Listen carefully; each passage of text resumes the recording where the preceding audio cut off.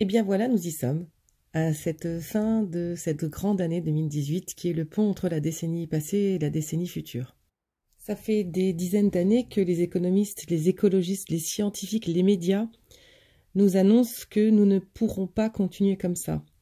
Alors, c'est sûr, nous ne sommes pas dans une période de crise, mais dans une période de profonde mutation de la société et de l'être humain d'ailleurs. Alors, face aux dangers que représentaient ces changements nécessaires, nous avons individuellement ou collectivement eu peur de prendre ces changements en main. Donc, la colère a pris place face à la peur. Et du coup, aujourd'hui, nous en sommes là. C'est inévitable. Cette colère, si vous ne l'avez pas encore exprimée, ressentie, vous l'avez vue à l'extérieur de vous, sur vos collègues, sur vos patrons, dans la rue, dans les médias, c'est inévitable. Donc, ce qui est chouette, c'est que cette colère montre cette injustice. Donc, face à l'injustice, nous n'avons pas d'autre choix que de nous positionner. Ce qui se passe aujourd'hui en France est totalement injuste. C'est normal que les Français soient en colère. Maintenant, ce qui est important, c'est de comprendre, c'est qu'effectivement, on ne peut plus continuer comme ça. On ne pourra pas continuer comme ça, c'est terminé. On arrive à la fin d'un cycle. On peut plus. On peut plus. La pression qui existe aujourd'hui en entreprise, cette pression-là, humainement, on peut pas la tenir. C'est impossible. Humainement, c'est pas possible. Donc, soit tu te transformes en robot, soit on redevient humain.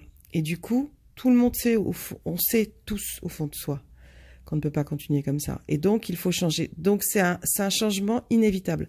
On en parle depuis des décennies. Là, aujourd'hui, c'est inévitable.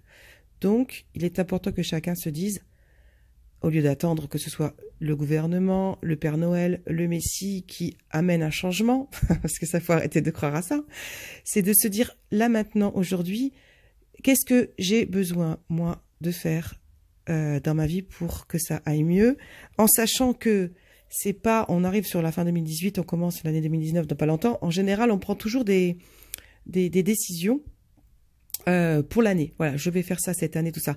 Là, c'est pas du tout la même énergie, parce qu'on entre dans une mise en place et une transformation qui va mettre 10 ans à se concrétiser. 10 ans. Ça veut dire qu'on rentre en 2019 en se disant, qu'est-ce que j'ai envie de faire, entre guillemets, dans 10 ans? Qu'est-ce que j'ai envie d'être dans 10 ans? Mais c'est pas j'attends 2029 pour le faire, c'est j'ai 10 ans pour mettre en place ça. Donc c'est un projet important, ce sont des transformations importantes, donc forcément au niveau de l'entreprise aussi, ça demande une restructuration totale qui ne peut pas se mettre en place tout seul. Il faut considérer la France aujourd'hui et notre vie à chacun, individuellement même, comme un espèce de gros paquebot qui est lancé à 80 à l'heure. Un paquebot, ça s'arrête pas en un jour. C'est impossible.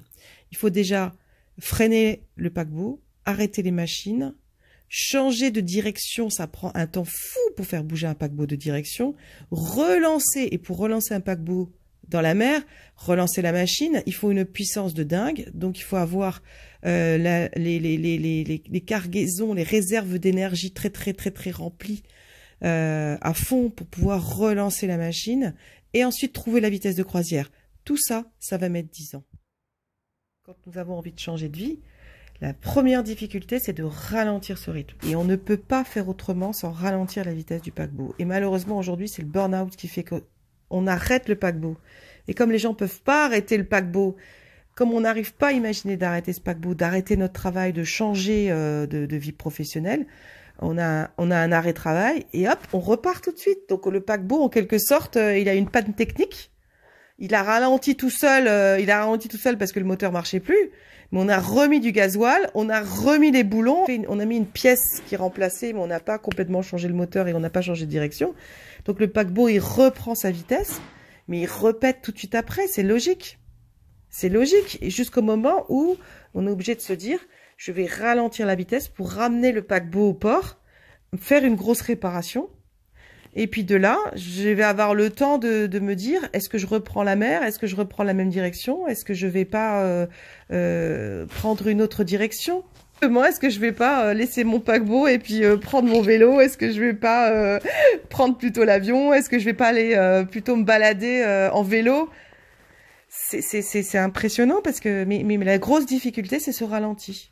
Et si on se voit pas comme un paquebot qui peut pas s'arrêter comme ça, on peut pas ralentir. Et malheureusement, ça ne passe pas sans ce ralentissement. C'est impossible. Et quand on roule, on voit plus. Quand on avance vite, on ne voit plus autour de soi. Et malheureusement, on n'a plus du tout la conscience de la beauté de la vie. On ne prend plus plaisir à regarder un paysage. On ne voit plus rien. Ça défile tellement vite. Et j'entends sans arrêt ça en ce moment. Ça va trop vite. Ça défile trop vite. Ça va trop vite. Mais oui, on est lancé dans une vitesse qui fait qu'on ne se rend plus compte des choses. On n'a plus le temps de les apprécier. On n'a plus le temps de voir ce qui est important pour soi. On n'a plus le temps de mettre de côté et on voit pas le mur arriver et on se prend le mur effectivement quand on va trop vite. On peut pas se tromper de direction parce que le temps de freiner le paquebot, on a le temps d'étudier la direction qu'on a vraiment envie, oui. Et donc le temps qui se freine, le temps de savoir quelle direction, le temps de lancer la vitesse, on a largement le temps de se rendre compte que c'est pas exactement la bonne vitesse, qu'il faut changer d'horizon, qu'il faut changer de direction. Donc c'est pour ça que cette décennie est importante parce que les premières années en quelque sorte de cette décennie, 2019, 2020, 2021, 2022, c'est là où on va vraiment sentir quel est l'axe exactement à trouver.